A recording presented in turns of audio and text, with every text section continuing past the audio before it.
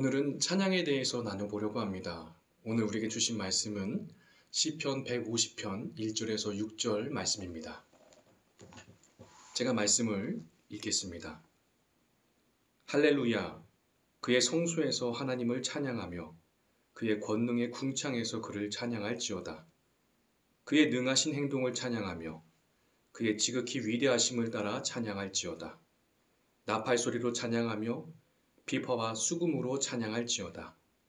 소고치며 춤추어 찬양하며 현악과 퉁소로 찬양할지어다. 큰 소리 나는 재금으로 찬양하며 높은 소리 나는 재금으로 찬양할지어다. 호흡이 있는 자마다 여호와를 찬양할지어다. 할렐루야. 아멘.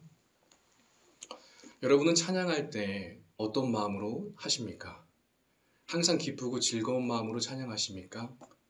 아니면 아무런 기쁨도 없이 냉랭한 마음으로 찬양하십니까? 별로 부르고 싶지 않지만 보는 사람도 있고 또 교회 직분자라서 어쩔 수 없이 그렇게 찬양을 부르십니까? 아마도 억지로 찬양하고 싶은 사람은 아무도 없을 겁니다. 누구나 기쁘게 찬양하고 싶어 합니다. 누가 시켜서도 아니고 누군가에게 잘 보이기 위해서도 아닙니다.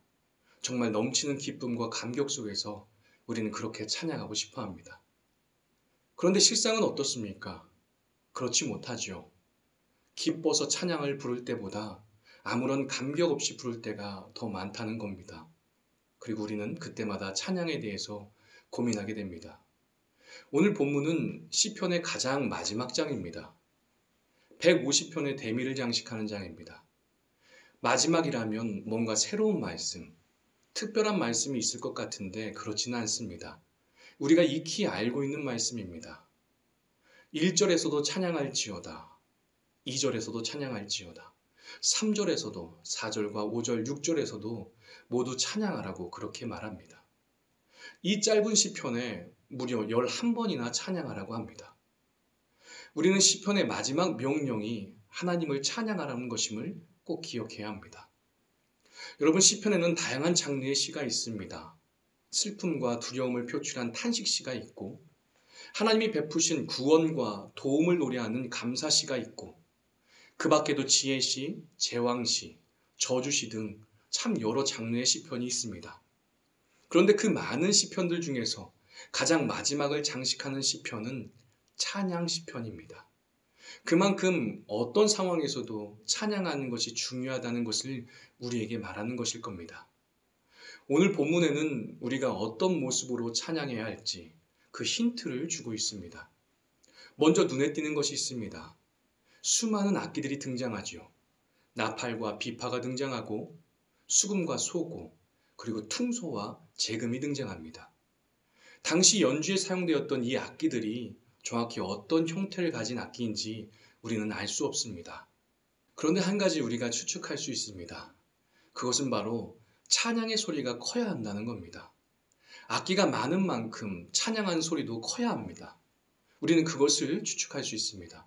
예를 들면 바이올린 하나 연주할 때와 오케스트라가 연주할 때 그 소리는 다르지요.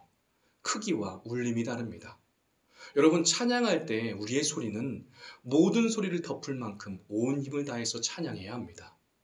내 마음과 세상의 어지러운 소리들을 다 잠재우겠다는 그런 마음으로 찬양해야 합니다. 어쩌면 소리보다 더 중요한 것이 마음일 것입니다. 모든 것을 압도할 만큼 그러한 담대한 마음으로 우리는 그렇게 찬양해야 합니다. 이것이 첫 번째입니다. 그런데 이보다 먼저 우선되는 것이 있습니다. 그것은 내 인생의 주인이 하나님이심을 인정하는 것입니다. 이것이 두 번째라고 할 수 있습니다. 2절을 보면 하나님을 능하신 분으로 그리고 위대하신 분으로 그렇게 소개하고 있습니다. 이와 같이 하나님이 위대하신 분으로 우리 안에 자리 잡아야 합니다. 모든 것에 능하신 분으로 인정해야 합니다. 그래야 어떤 상황에서도 우리는 흔들림 없이 찬양할 수 있는 것입니다. 모든 것이 좋을 때는 누구나 기쁨으로 찬양할 수 있습니다. 그러나 내 상황이 좋지 못할 때 변함없이 기쁨과 감사로 하나님을 찬양한다는 것은 결코 쉬운 일이 아닙니다. 상황과 흔들리지 않고 찬양하기 위해서는 하나님이 내 인생의 주인이시고 전지하시며 전능하신 분임을 우리는 인정하는 것이 필요합니다.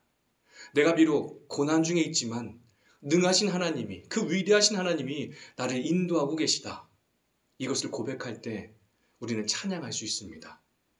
그리고 그런 고난의 터널을 지나온 사람의 그 찬양은 누구보다 깊고 또 진한 찬양이 되는 것을 우리는 알 수 있습니다. 그걸 보여주는 시편이 있습니다. 바로 시편 34편입니다. 이 시편은 다윗의 시편이라고 알려져 있습니다. 그 시편을 보면 온통 하나님을 찬양하는 소리로 그 시편에 가득한 것을 보게 됩니다. 내가 여호와를 송축한다. 내 영혼이 여호와를 자랑한다. 여호와는 광대하시다. 이런 노래가, 이런 가사말이, 그 시인의 노래가 가득합니다. 그런데 왠지 대단해 보입니다. 듣기만 해도 기쁨과 환희가 느껴집니다. 그런데 다윗이 이 찬양을 부르게 된 배경은 참 끔찍했습니다. 다윗이 사울 왕에게 쫓기다가 어쩔 수 없이 블레셋 땅으로 도망치게 됩니다. 그곳에서 죽지 않으려고 아비멜렉 왕 앞에서 미친 척했고, 그렇게 해서 겨우 목숨을 건지게 됩니다. 그렇게 겨우 목숨을 건진 후에 다윗이 부른 찬양이 바로 시편 34편입니다. 여러분, 그 시간은 다윗에게 고난의 시간이었습니다. 고든 인생길이 아니라 굴곡의 인생길이었습니다. 흔한 말로 바닥을 쳤던 겁니다. 미친 척해서 목숨을 건진다는 것은 누구에게나 참 비참한 상황이 아닐 수 없습니다. 여러분, 다윗은 인생의 굴곡과 꺾임을 경험했습니다. 그런데 그 굴곡이, 그 인생의 꺾임이 그에게 놀라운 찬양을 하게 하였습니다. 그의 찬송을 누구보다 깊어지게 했습니다.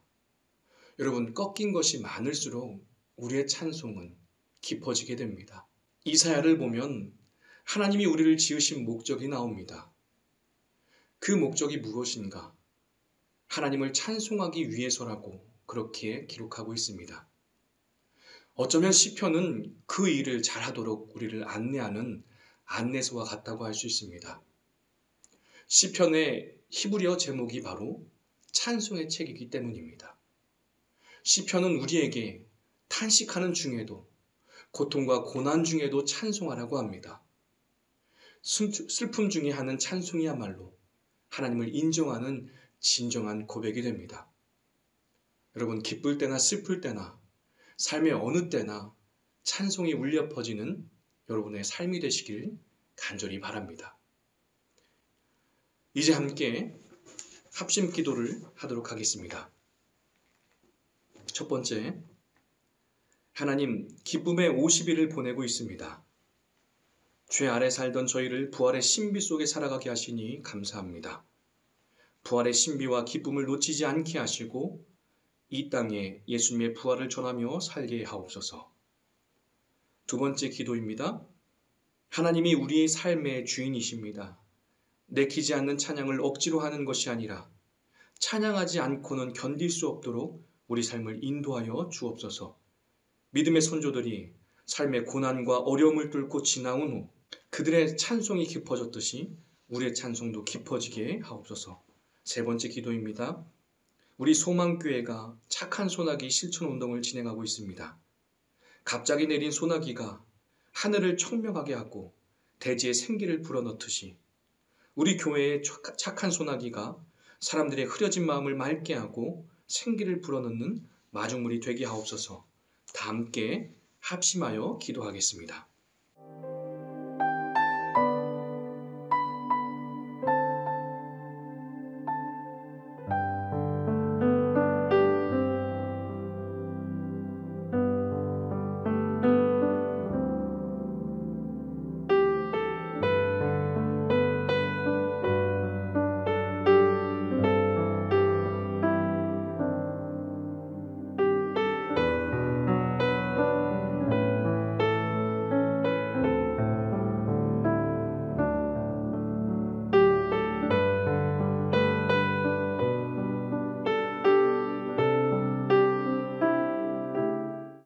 삶과 죽음을 다스리시는 하나님 아버지, 아버지의 능력과 위엄을 찬양합니다. 죄의 지배 아래 살며 죽음의 공포와 두려움 속에 있던 저희에게 부활의 신비를 알게 하시니 진심으로 감사합니다. 하나님, 저희는 부활절 후 기쁨의 50일을 보내고 있습니다. 예수님께서 부활하신 후에 제자들을 만나주시고 의심하는 도마에게 보이셨듯이 오늘 우리에게도 오셔서 우리의 근심과 걱정을 물리쳐 주옵소서. 부활의 신비와 기쁨을 그렇게 맛보게 하여 주옵소서. 하나님 아버지, 하나님께서는 우리를 찬양하도록 지으셨습니다. 그리고 하나님을 찬양하는 것이 마땅한 것이라고 하셨습니다.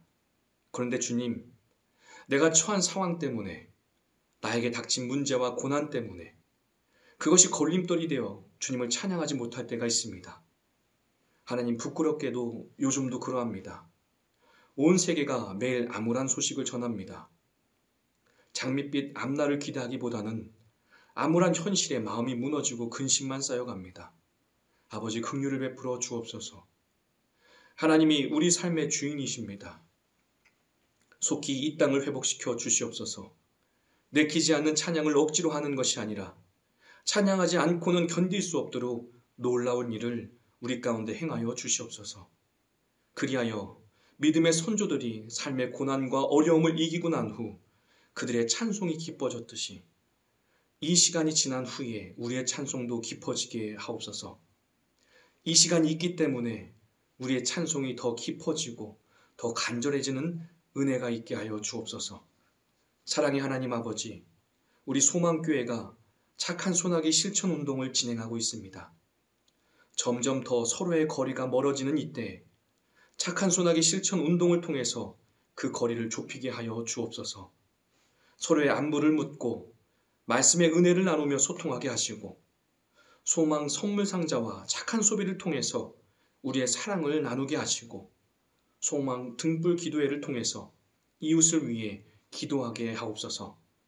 갑자기 내린 소나기가 하늘을 청명하게 하고 대지에 생기를 불어넣듯이 우리 교회의 이 착한 소나기가 사람들의 흐려진 마음을 맑게 하고 생기를 불어넣는 마중물이 되게 하여 주옵소서. 하나님 아버지, 언제나 우리의 삶이 주님 손에 달려 있습니다. 선하고 복된 길로 인도하여 주옵소서. 오늘도 은혜를 사모하는 모든 성도들에게 때를 따라 돕는 은혜를 허락하여 주시고 상하고 찢긴 마음에 하늘의 평안과 위로를 허락하여 주옵소서. 감사드리며 예수님의 이름으로 기도드립니다. 아멘.